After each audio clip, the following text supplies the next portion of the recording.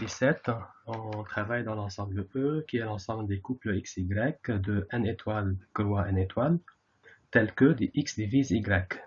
Donc E est un sous-ensemble de n étoiles croix n étoiles. E est formé par tous les couples XY de n étoiles croix n étoiles, tels que x divise y. Par exemple 2, 4, 1, 3, 3, 6, etc. Alors, on définit sur E la relation R définie par x, y, R, x', y', si et seulement si x, y égale x', y', ou y divise x'. À la première question, il faut démontrer que c'est une relation d'ordre sur l'ensemble E. Donc, il faut vérifier que c'est à la fois réflexive, antisymétrique et transitive. Alors, pour la réflexivité, il faut démontrer que, quel que soit x et y dans E, nous avons x, y, r, x, y. Or, on sait que, quel que soit x, y dans E, nous avons x, y égale x, y. Donc, x, y égale x, y ou ce que vous voulez d'autre. Donc, on a quel que soit x, y dans E, x, y est en relation avec x, y et la relation est réflexive. Pour l'antisymétrie, on considère deux couples de E, x, x', y'. Donc, n'oubliez pas, on a par hypothèse que x divise y et x' divise y', puisque ce sont des éléments de E. On suppose que x, y, r, x', y' et x', y', r, x, y. Et à la fin, il faut démontrer que les deux couples sont égaux. Alors, si on a les relations comme ça, on obtient x, y égale x', y', ou y divise x' et x', y' égale xy ou y' divise x. D'accord? Donc, vous voyez, on a en fait 4 cas possibles. Celui-là avec celui-là, ou celui-là avec celui-là, ou le deuxième avec le premier, ou le deuxième avec le deuxième. Donc, on a 4 disjonctions comme ceci. Dans le premier cas, regardez, si on a ça, on a xy égale x', y', et x', y' égale xy, donc on a xy égale x', y'. Parce que nous, on veut démontrer que xy égale x', y'. Dans le deuxième cas, on a aussi xy égale x', y'. Ou, dans le troisième, on a aussi x', y' égale xy. Alors reste le quatrième cas où on a y divise x' et y' divise x. Bon, supposons alors qu'on a y divise x' et y' divise x. Mais n'oubliez pas que par hypothèse, puisque les deux couples sont des éléments de E, nous avons aussi que x divise y et nous avons aussi que x' divise y'. Alors on obtient y divise x', x' divise y', y' divise x et x divise y. Donc, vous voyez, regardez, y, il divise x' et x', il divise y'. Donc, est-ce que je peux dire ou pas que y divise y'? Oui. Y divise y' et y' divise x et x divise y. Donc, y' divise y. Donc, qu'est-ce qu'on a alors forcément? L'égalité. Y divise y' et y' divise y. Et y et y' sont deux entiers positifs. On a nécessairement l'égalité. Et de la même façon pour x et x', regardez, on a x', il divise y', et y', il divise x. Donc, je peux dire que x' divise x. Bien, d'autre part, regardez aussi, x, il divise y, mais y divise x', donc x divise x'. Donc, qu'est-ce qu'on a? X divise x' et x' divise x. Et x et x' sont deux entiers positifs, donc on a nécessairement x égale x'. Alors à la fin, on a que les deux couples xy et x', y' sont égaux, et par suite la relation est antisymétrique. Bon, le dernier point, il faut vérifier que la relation est une relation transitive. Pour cela, je prends trois couples xy, x', y' et x seconde, y seconde de E. Attention, de E, parce que je travaille dans l'ensemble E. Donc, implicitement, qu'est-ce qu'on a? On a que x divise y, on a x' divise y', et on a x seconde divise y seconde. Et tous les éléments avec lesquels on travaille ici sont des entiers strictement positifs. Ok. Alors, qu'est-ce qu'on va supposer pour la transitivité? On va supposer que x, y, r, x', y', et x', y', r, x seconde, y seconde. Et à la fin, il faut qu'on montre que x, y, r, x seconde, y seconde. Bon. Alors, avec ces deux relations, qu'est-ce qu'on obtient? X, y égale x', y', ou y divise x'. Ça, c'est la première. Et la deuxième, x', y' égale x seconde, y seconde, ou y' divise x seconde. On applique la définition de la relation. Alors, avec ça, comme précédemment, nous avons 4 cas possibles. On a une disjonction de 4 propositions. 1, 2, 3, 4. Dans le premier cas, x, y égale x', y' et x', y' égale x seconde, y seconde, nous avons alors quoi? X, y égale x seconde, y seconde. Alors restent les trois autres cas. X, y égale x', y' et y' divise x seconde. Mais regardez, si on a y' divise x seconde, alors est-ce que je peux dire ou non que le couple x, y est en relation avec le couple x seconde, y seconde? Bah, vous voyez, pour que x, y soit en relation avec x seconde, y seconde, qu'est-ce qu'il faut? Qu'il faut que x, y soit égal à x seconde, y seconde, mais ça, on l'a pas. Ou, c'est quoi le deuxième cas? Il faut que y divise x seconde. Mais ici, qu'est-ce que j'ai en fait? Ici, j'ai que y', il divise x seconde. Mais c'est pas grave, parce que, regardez, d'après cette égalité, qui est y'? Eh bien, y', c'est y. Donc là aussi, on a que le couple x, y est en relation avec x seconde, y seconde. Alors, pour le troisième cas, qu'est-ce qu'on a? On a que y divise x' et x', y' égale x seconde, y seconde. Donc, regardez, on a x' égale x seconde. Donc, y divise x seconde. Et donc, je peux dire que le couple x, y est en relation avec le couple x seconde, y seconde. OK? Et reste le dernier cas. Le dernier cas, c'est que y divise x' et y' divise x seconde. Alors, puisque les couples x, y, x', y', x seconde, y seconde sont tous dans E, regardez, qu'est-ce que je peux dire? On a y, il divise x', et x', il divise y', et y', il divise x seconde, mais x seconde aussi, il divise y seconde. Donc, avec toutes ces divisions, qu'est-ce que je peux dire? Y, il divise x seconde, par transitivité de la division, n'est-ce pas? Y, donc je répète, nous avons y divise x', et x', il divise y', et par hypothèse aussi, y' divise x seconde, mais x seconde, il divise y seconde. N'oubliez pas, le couple x seconde, y seconde est dans E. Donc on a aussi x seconde divise y seconde. Donc avec toutes ces divisions-là, je peux dire que y divise x seconde. Et donc le couple xy, là aussi, le couple xy est en relation avec le couple x seconde, y seconde. Ok? Alors, pour démontrer que cet ordre est partiel, vous savez, il suffit de trouver deux éléments de E qui ne sont pas comparables. Donc là, j'ai choisi les couples 2, 6 et 7, 14. 2, 6, c'est un élément de E, n'est-ce pas? 2 divise 6. 7, 14 aussi, c'est un élément de E, puisque 7 divise 14. Ok? Est-ce qu'on a 2, 6 est en relation avec 7, 14? Non, d'abord, ces deux couples sont différents. D'accord? Alors, pour que 2, 6 soit en relation avec 7, 14, qu'est-ce qu'il faut? Il faut que 6 divise 7, n'est-ce pas? Et ça, c'est pas vrai, donc ils ne sont pas en relation. Est-ce que 7, 14 est en relation avec 2, 6? Non plus, parce que 14 ne divise pas 2. Donc, qu'est-ce que je peux dire? Ces deux éléments de E sont incomparables. Et par suite, l'ordre est partiel. D'accord? L'ordre est partiel lorsque je peux trouver dans E au moins deux éléments qui ne sont pas comparables par cette relation. Voilà pour la question B. On considère l'ensemble A qui est l'ensemble 1, 2, 2, 4, 3, 6 et 4, 8.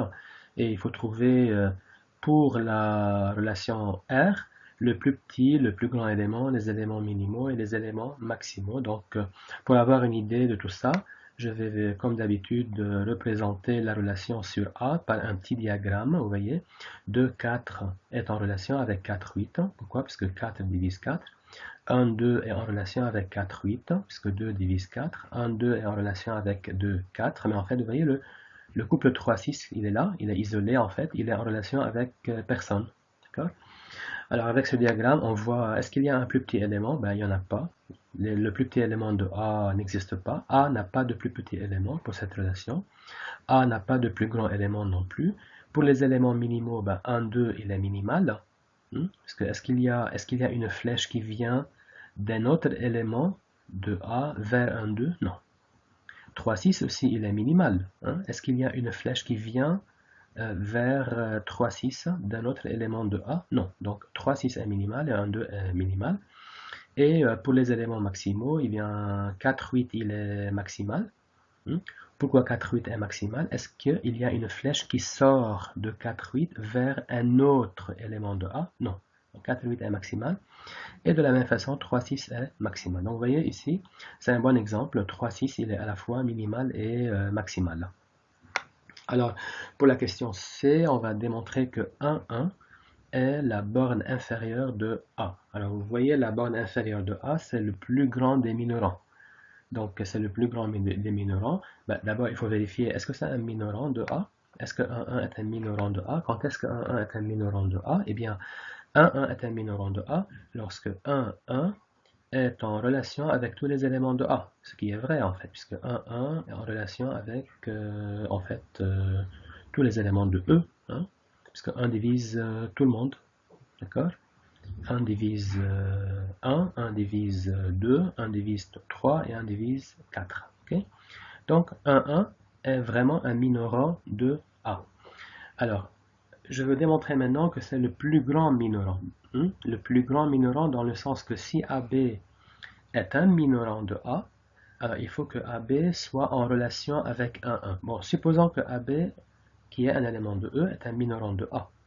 Alors, qu'est-ce qui se passe? Il faut que AB soit en relation avec tous les éléments de A. Donc, il faut que B divise 1, divise 2, divise 3 et divise 4.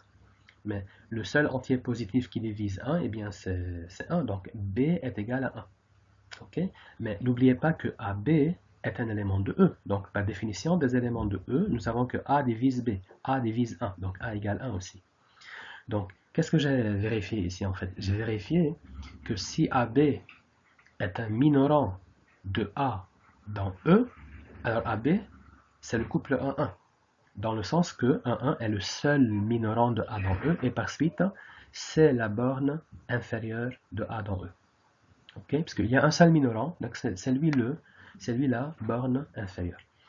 Finalement, pour la borne supérieure, il faut démontrer que c'est 24, 24. Donc, il faut vérifier que 24, 24, c'est le plus petit majorant de A dans E. Alors, tout d'abord, est-ce que 24, 24 est un majorant de A dans E? C'est-à-dire, est-ce que tous les éléments de est-ce que tous les éléments de A sont en relation avec 24, 24? Oui. Regardez, est-ce que 1, 1 est en relation avec 24, 24? Oui, puisque 2 divise 24. 4 divise 24. 6 divise 24. 8 divise 24. Donc, 24, 24 est vraiment un majorant de A dans E. Maintenant, il faut vérifier que c'est le plus petit majorant de A dans E, dans le sens que si AB est un élément de E, et si AB est un majorant de A, alors il faut démontrer que 24, 24 est en relation avec AB. Voilà, alors si AB est un majorant de A dans E, alors on a nécessairement 1, 2 est en relation avec AB, 2, 4 aussi, 3, 6 aussi, et 4, 8 aussi. Donc qu'est-ce qu'on a regardé? On a par définition 2 divise A, n'est-ce pas? 4 divise A, 6 divise A, et 8 divise A. Donc, leur PPCM divise A. Vous voyez, A est un multiple de 2, multiple de 4, multiple de 6 et multiple de 8. Donc, A est un multiple de leur plus petit multiple commun, n'est-ce pas, de leur PPCM. Mais le PPCM entre 2, 4, 6 et 8, eh bien, c'est 24. Donc, A est un multiple de 24. Alors, puisque A est un multiple de 24, c'est-à-dire puisque 24 divise A, donc je peux dire que le couple 24-24 est en relation avec AB, puisque 24 divise A. Et voilà, donc AB est vraiment le plus petit majorant de A dans E, donc c'est lui la borne supérieure de A dans E. Dans le numéro 18, on va travailler sur l'ensemble de R2 et la relation L qu'on appelle l'ordre lexicographique. Alors comment se définit cette relation? X, Y, L exprime Y', s'il y a seulement si. X inférieur à X', strictement. Ou bien on a X égale X', mais c'est Y qui est inférieur ou égal à Y'. Donc ça va être une relation d'ordre importante sur l'ensemble R2. D'accord? Et on va appeler ça par définition l'ordre lexicographique. Okay? Donc quand est-ce que le couple XY L X', Y'? Lorsque l'abscisse du premier est strictement inférieure à l'abscisse de l'autre, ou bien les deux abscisses sont égaux, mais l'ordonnée du premier est inférieure ou égale à l'ordonnée du deuxième. Donc, tout d'abord, vérifions que c'est une relation d'ordre. Pour la réflexivité, est-ce que pour tout xy dans R2, nous avons xy, L, xy? Oui, parce que pour tout couple xy dans R2, nous avons x égale x et y inférieur ou égal à y. D'accord? La deuxième clause de la définition de L est vérifiée. Pour tout couple xy, on a x égale x et y inférieur ou égal à y. Donc pour tout couple xy dans R2, nous avons xy, L, xy.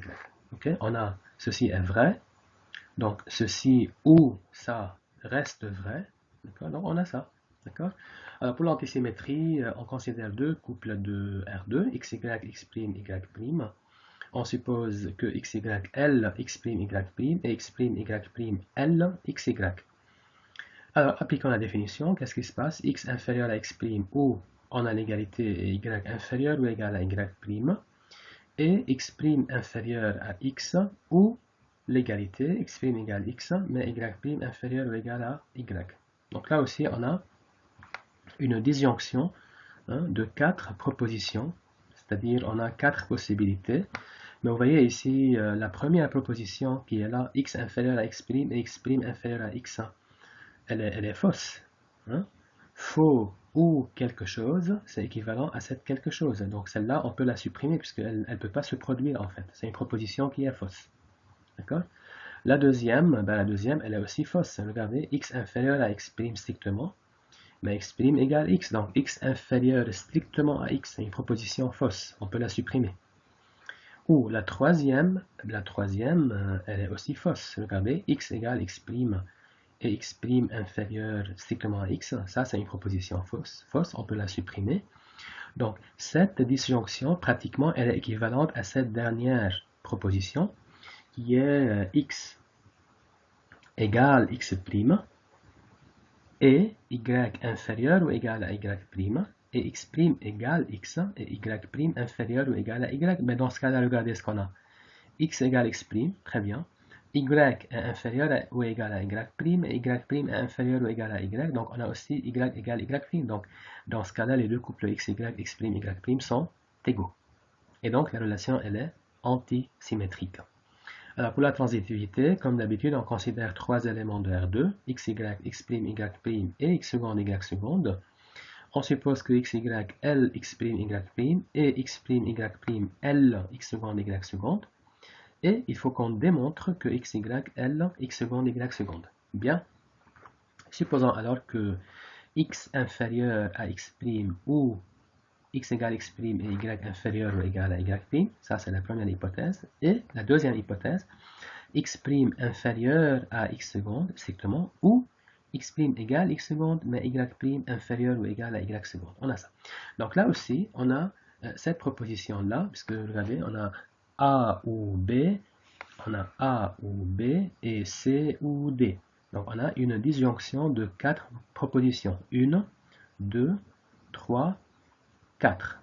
Cette proposition-là, elle est équivalente à 1 ou 2 ou 3 ou 4, n'est-ce pas? Et n'oubliez pas, nous on veut démontrer à la fin que xy, L, x seconde, y seconde. Eh bien dans le premier cas, regardez ce qu'on a, x inférieur à x' et x' inférieur à x seconde, donc on a x inférieur à x seconde, donc c'est bon. je peux dire que le couple XY, L, X seconde, Y seconde, puisque X inférieur strictement à X seconde. Dans la proposition 2, bah, c'est pareil, puisqu'on a X inférieur à X', mais X' égale X seconde, donc on a X inférieur à X seconde, donc le couple XY, L, X seconde, Y seconde. Pour la troisième, regardez, c'est pareil, hein, puisqu'on a X égale X', et X' inférieur strictement à X seconde, donc on a aussi X inférieur strictement à X seconde, donc le couple XY, L, X seconde, Y seconde. Alors reste le quatrième cas. Le quatrième cas, c'est là où on a X égale X' et Y inférieur ou égal à Y', et X' égale X seconde et Y' inférieur ou égal à Y seconde. Eh bien, très très bien, parce que là, regardez, X égale X' et X' égale X seconde. Donc, qu'est-ce qu'on a? On a X égale X seconde. Bien, Y inférieur ou égal à Y' et Y' inférieur ou égal à Y seconde. Donc, qu'est-ce qu'on a? On a Y inférieur ou égal à Y seconde. Donc, au total, qu'est-ce qu'on a? X est égal à X seconde, mais Y inférieur ou égal à Y seconde. Donc, ça veut dire que le couple XY, là aussi, il est en relation avec le couple X seconde, Y seconde. Dans la question B, il faut démontrer que cet ordre est total. Donc, retenez ça, l'ordre lexicographique est un ordre total. Alors, qu'est-ce qu'il faut démontrer pour que l'ordre soit total? Il faut démontrer qu'à chaque fois que je prends deux éléments de E, ici E c'est l'ensemble R2, donc à chaque fois que je prends deux couples XY et X', Y' dans R2, ils sont comparables par L. C'est-à-dire qu'est-ce qu'on a? XY, L, X', Y' ou X', Y', L, XY. Eh bien, considérons deux couples XY et X', Y' dans R2. Regardez, moi je veux démontrer que XY, L, X', Y' ou X', Y', L, XY. Pour démontrer ça, je veux supposer que XY n'est pas en relation avec X', Y'. Et dans ce cas, qu'est-ce que je dois démontrer? Je dois démontrer que X', Y', L, XY. D'accord? Alors, supposons que XY n'est pas en relation avec X', Y', donc on va donner la négation. La négation de quoi? Quand est-ce que par définition XY, L, X', Y', lorsque X inférieur à X', ou X égale X' et Y inférieur ou égal à Y'. Négation, la négation, qu'est-ce que ça donne? X' inférieur ou égal à X et X différent de X' ou Y' inférieur strictement à Y. D'accord? Donc ça, c'est la négation de XY, L, X', Y'. Ok, donc vous voyez là, on a deux cas. X est différent de X' ou Y' inférieur à Y. Bon, regardez, si X est différent de X', si X est vraiment différent de X', alors je peux dire que X' est strictement inférieur à X. Et lorsque X' est strictement inférieur à X, qu'est-ce que je peux dire? Le couple X', Y', L, XY, et c'est ce qu'il faut démontrer. Donc là, c'est fini. Bon, alors, si X' est égal à X, qu'est-ce qui se passe alors? Donc, deux cas. Si X différent de X' ou X égale X'. Si X différent de X', c'est bon, on a X', Y', L, XY. Maintenant, si X égale X', qu'est-ce qui se passe alors? Si X égale X', très bien, X égale X', et on a aussi que Y' est inférieur à Y, strictement.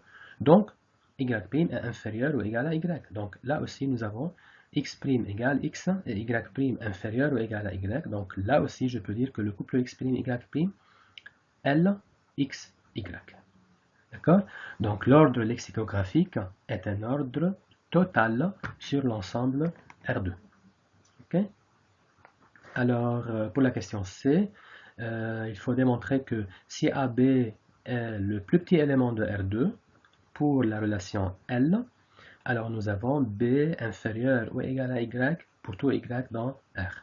Mais ça, c'est très simple en fait, puisque, regardez, si AB est le plus petit élément de R2 pour la relation L, ça veut dire quoi par définition? Ça veut dire que AB est en relation avec tous les couples XY de R2. D'accord? Pour tout XY dans R2, on a AB, LXY. Très bien, on va utiliser ça. Mais nous, on va arriver à quoi? Nous, on veut arriver à B inférieur ou égal à Y. D'accord? Donc, regardez, cette hypothèse elle est vraie pour tout x et pour tout y. Eh bien, je vais l'appliquer pour x égale a. Pour x égale a, cette hypothèse reste vraie. Donc, on a a, b, l, a, y, pour tout y dans R. OK? Parce qu'elle est vraie quel que soit x, donc en particulier pour x égale a. Alors, quand est-ce que A, B, L, A, Y pour tout Y dans R, pour tout Y dans R, lorsque, là, vous voyez, on a A égale A, d'accord? Donc, il faut que B soit inférieur ou égal à Y. Donc, pour que AB soit en relation avec AY, pour tout Y dans R, il faut que B soit inférieur ou égal à Y pour tout Y dans R. Et c'est ce qu'il faut démontrer. Et en fait, vous voyez, est-ce que ceci est possible en fait? Est-ce que B peut être inférieur ou égal à tous les nombres réels? Bien sûr que non, puisque si B est inférieur ou égal à tous les nombres réels, ça veut dire l'ensemble des nombres réels R possède un plus petit élément qui est B. Mais ça c'est faux, ça c'est impossible. D'accord?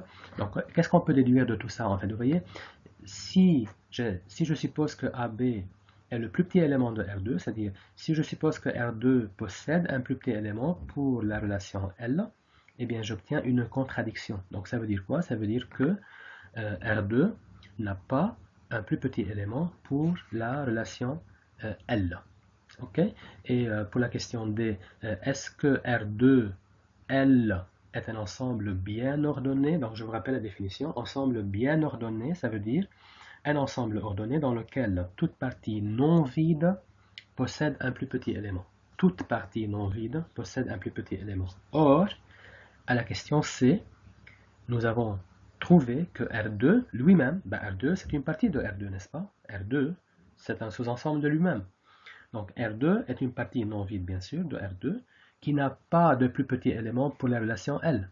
Ça veut dire quoi? Ça veut dire R2L est un ensemble totalement ordonné, ok, ça c'est totalement ordonné, mais il n'est pas bien ordonné.